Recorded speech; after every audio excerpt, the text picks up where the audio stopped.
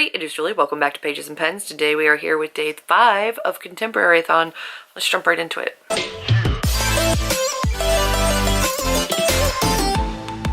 I have a reading update. It is just shy of 10 o'clock in the morning.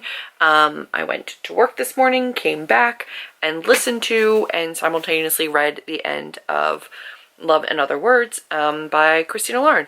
I'm pretty sure they say to in the acknowledgements or the afterword, whatever that thing is, that this is their first foray into contemporary. So this might be their crossover from their YA thrillers into like new adult romance. It was pretty good. I really liked it. Trigger warnings in this for death of a parent and grief, also cheating. But other than that, it was really good. And I didn't cry, which is surprising and shocking and absolutely incredible because I've been doing a lot of that lately. In fact, I kind of anticipate maybe doing more of that later tonight, so I'm not putting on makeup. There's gonna be no makeup today. But it is only 10 o'clock and I do have more time. I don't have to go back to work today until 3 o'clock. And then I do have swim with the kids. So I'll have an hour there probably where the little one is doing some reading of his own and some guided math that he needs to work on. So I might have a little bit of time to read there as well. My goal for tonight is to still get this vlog up early and then go have dinner and enjoy a down night with a friend and not have to worry about coming back to finish up the vlog. So I think this is going to be an earlier one, hopefully, fingers crossed. This is what I will be reading today for the majority of the day, and I have finished Love and Other Words, which means this is book number 6 finished, 7 I DNF. I'm not sure how it fits in, but all my challenges are already done, so it doesn't really matter. I'm going to put you guys up on a tripod, and we're going to open up this book outlet order because I don't even remember what's in this thing anymore. I also have no room on my shelf, so I don't know where any of the books are going. But I'm going to put you up on the tripod because trying to do this with like a vlog is just not going to work. Whatever is in this is like incredibly heavy. There are a lot of books in this. I have it over on my desk so that we can get into it, but I just wanted to say thank you for a really great week. You guys, the community, the amount of reading that's been taking place, the Instagram, the Twitter, the engagement across the board. I've been just practicing a little bit of self-care and I haven't done as much interaction with vlogs and with commenting as I can. I've definitely been watching a whole bunch and liking it, but I just have not been commenting as much. So thank you to everybody who is participating. This rounds just keep getting bigger and bigger and more amazing. I'm so grateful for all of that. It's just the most amazing time for me personally to feel a part of the community. And I think that a part of that is definitely the fact that we organize it. I'm really looking forward to the drunk show tomorrow. If you guys do not know, and I have not advertised that enough, I really haven't mentioned it in the vlogs, but tomorrow on Saturday night, we will be having a live drunk show, just a hangout on Chelsea's channel at 9 p.m. EST, 6 p.m. PST, and we're going to be chit-chatting. Myself and Chelsea and Natasha and Melanie, and it's always a really fun time. It's kind of crazy because we all have so much going on between daily vlogging and life and just everything in general. We don't get a ton of time to actually talk during the readathon, and we usually send like a quick text message and we touch base, but we don't get a ton of time to actually catch up. So it's kind of nice for us too to have the live show. If you have time on your Saturday night, definitely bookmark that time frame and come over to the live show to comment and fill us in on your favorite reads and how your week went, because we want to know. This one was like $4.40. This is Hurricane Season by Nicole Melleby, and this is actually a friend of Allie, I believe, from Broken the Bookstore, I think. So Hurricane Season. I believe this is a middle grade. This is beautiful. Like, how pretty is this book? But that was cute, and I wanted to support an author who was like a friend of a friend. And then I got Everyone's an Alien When You're an Alien Too, although spelled weird. Ooh, this is one of the ones that, like, when they were cutting the box open, they, like, cut the entire spine of this book. But this is a graphic novel about a little alien, and I've seen it around a lot. That was $4.89, so I figured why not. Everything Beautiful Is Not Ruined by Danielle Young Ullman? I don't know. This one was $3.89. Ingrid traveled all over Europe with her opera star mother. Ingrid is on a summertime wilderness survival trek for at-risk teens, addicts, runaways, and her. She's fighting to survive crushing humiliation, physical challenges, and push her limits, and mind games that threaten to break her. She's never going to make it through the summer if she can't figure out why she's here and why the music really stopped. Campfire stories? I mean, like wilderness stories? Apparently I'm Books of Mala now? I don't know. Ooh, I got The Hollow Girl by Hilary Monahan. This is one of the ones that you guys have said, if I want like a scary, spooky story, this is one of the ones that I have to get. And I'm here for it. I am really feeling the October spooky reads. It's literally all I want to read right now. Fingers for touch, an eye for sight, a nose to smell the air, teeth for taste, an ear for sound, some blood, some skin, some hair. And if taking my due kills the boys, she eyed me slyly. Would you care? She's an apprentice to a green healer named Drina in a clan of Welsh Romanese. Her life is happy and ordered and modest as required by Roma custom, except for one thing. The son of the chieftain has been secretly harassing her. One night, Silas and his friends brutally assault her and her half-Roma friend. She asks Drina to bring Martin back from death's door. There's always a price for this kind of magic. Bethom must collect grisly pieces to fuel the spell. An ear, some hair, an eye, a nose, fingers. She gives the boys who assaulted her a chance to come forward and apologize, and when they don't, she knows exactly where to collect her ingredients. That sounds terrifying and amazing. $4.39, I think.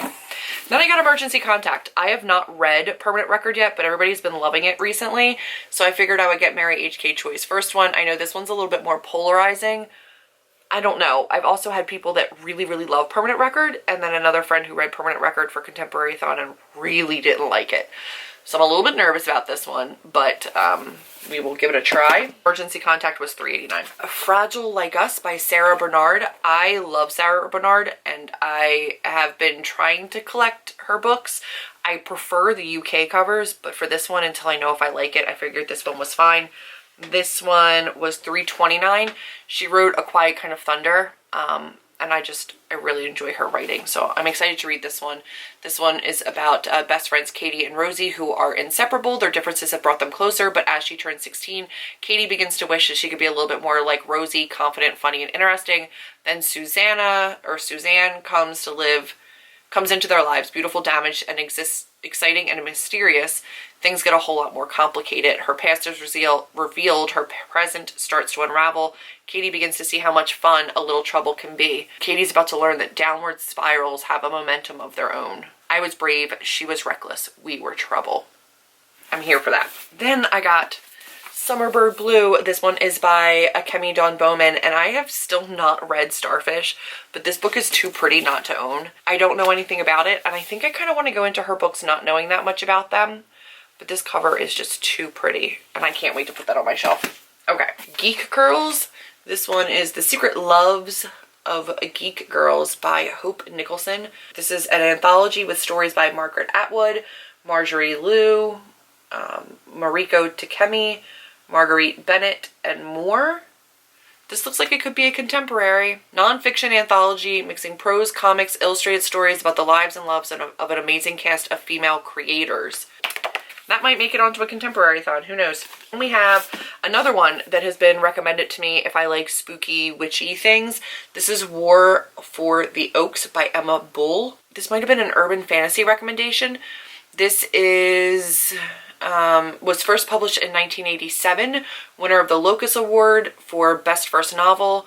It's one of the novels that has defined modern urban fantasy. Edie sings rock and roll, but her boyfriend just dumped her, her band just broke up, and life could hardly be worse than walking home through downtown Minneapolis on a dark night. She finds herself drafted into the invisible war between the fairy folk. More than her own survival is at risk, and her own preferences, musical and personal, are very much beside the point. By turns tough and lyrical, fabulous and down to earth, War for the Oaks is a fantasy novel that's as much about this world as it is another one. It's about real love and loyalty, about real music and musicians, about false glamour and true art. It will change the way you hear and see your own daily life.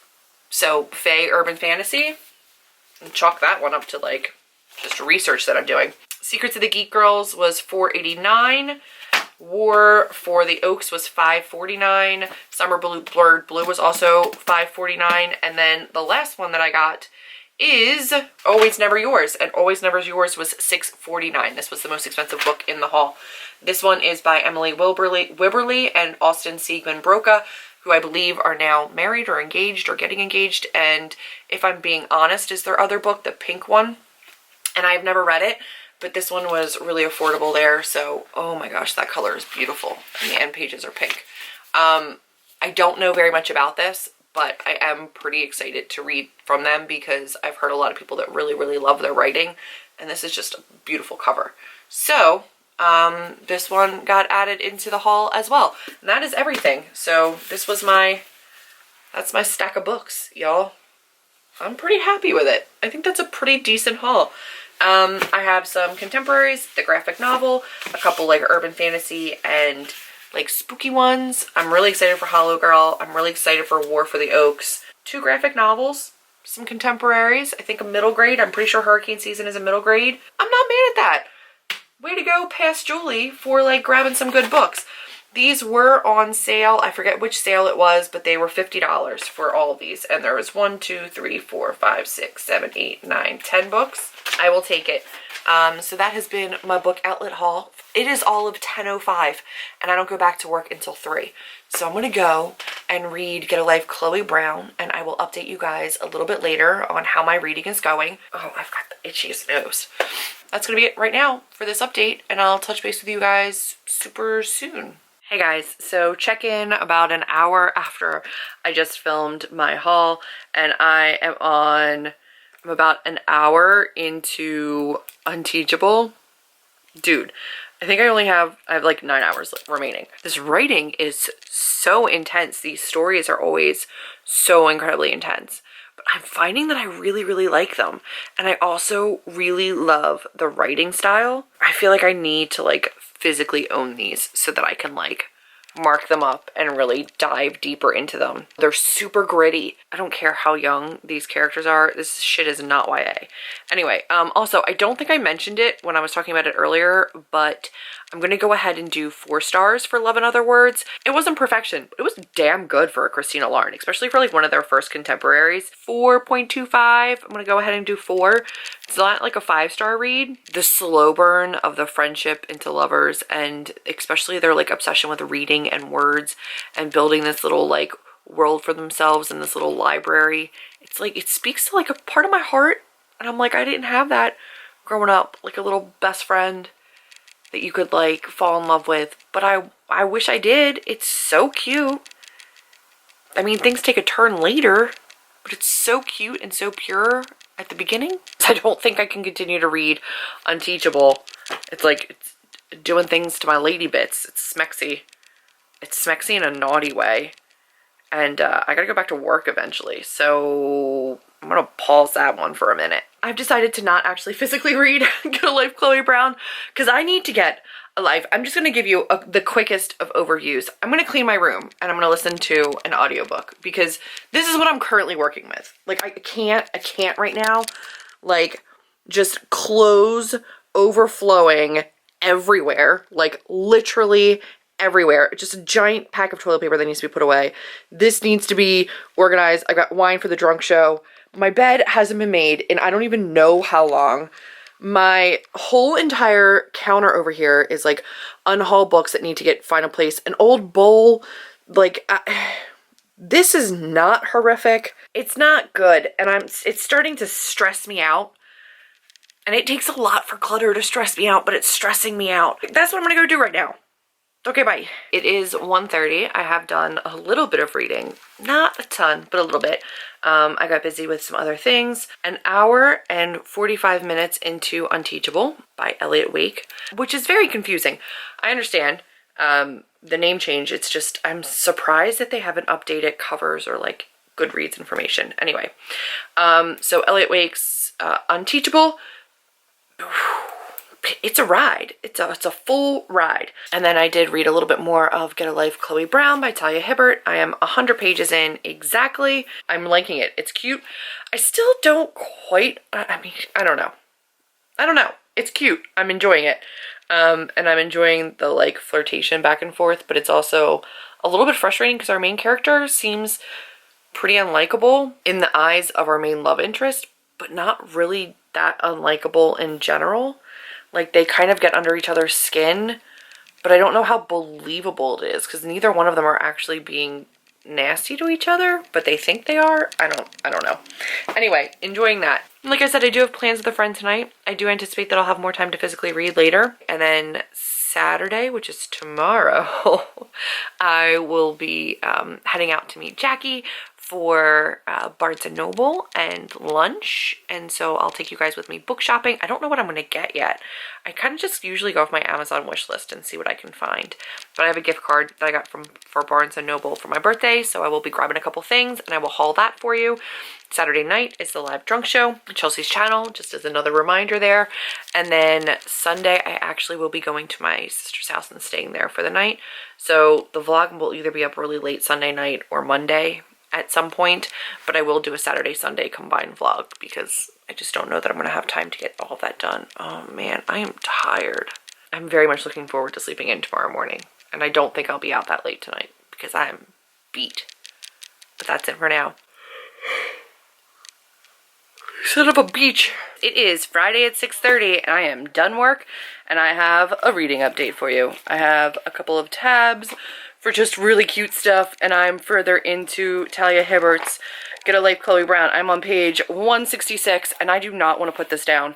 So I read 66 pages while I was at work today in Carline, or while the oldest was at swim, and I really like it. I love Talia Hibbert's ability to keep you kind of on the edge of sexual tension. She writes really great male love interests. She writes really strong, empowered Black female characters. In this case, British. And I think they're all British, aren't they? I mean, she's British. I don't know. Just fantastic. I really, really enjoy it so far. It's a little quirky. It's a little over the top, but I am really enjoying it. So 166 pages into that. I'm hoping maybe on my drive to my friend, I can listen to more audiobook. This will be my read for sure tonight if I get home early enough, tomorrow, etc. This will for sure get finished. So yeah, that's going to be it for ContemporaryAThon Day 5. You will probably not get a vlog tomorrow on Saturday. You will get a Day 6-7 wrap-up at the very end of ContemporaryAthon. So you will see me tomorrow, though, in the live show on Chelsea's channel at 6 p.m. PST, 9 p.m. EST. Check that out. Everybody's always listed down below. And that's going to be it for today. Guys, like, listen, mentally, not a great week. Reading-wise, phenomenal. I finished 6 books, DNF'd 1, and I'm partially through 2 more. I mean, can you ask for more? I can't, not of myself. That's going to be it for this particular reading vlog. If you guys liked it, be sure to give me a big thumbs up, click subscribe, and I will see you at the live show and or the wrap-up of ContemporaryAthon. I hope it's been an amazing week for you. I hope you feel a part of the community and heard and seen. I love you. I appreciate you. That's it. Okay, bye.